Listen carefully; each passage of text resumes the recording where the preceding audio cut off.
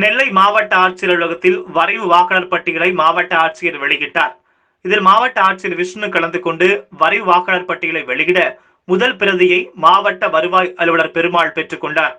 இந்த பட்டியல்படி மாவட்டத்தில் ஆண் வாக்காளர்கள் 6,45,494 பேரும், பெண் வாக்காளர்கள் 6,71,179 பேரும், இதர பிரிவினர் 89 பேரும் என மொத்தம் 13,16,762 வாக்காளர்கள் உள்ளனர்.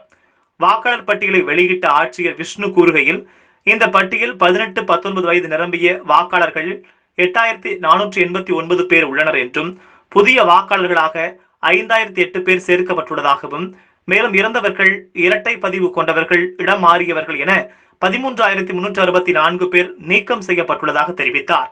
மேலும் இரட்டை பதிவு கொண்டவர்கள் அதிகம் உள்ளதாகவும், அவர்களை நீக்க என்ன நடவடிக்கை எடுக்கப்பட்டுள்ளது என்று செய்தியாளர்கள் கேட்டதற்கு, அதற்கு தேர்தல் ஆணையம் ஒரு சாப்ட்வேர் உருவாக்கியுள்ளதாகவும், இதன் மூலம் கண்டறிந்து நீக்க நடவடிக்கை எடுக்கப்படும் என்று கூறினார்.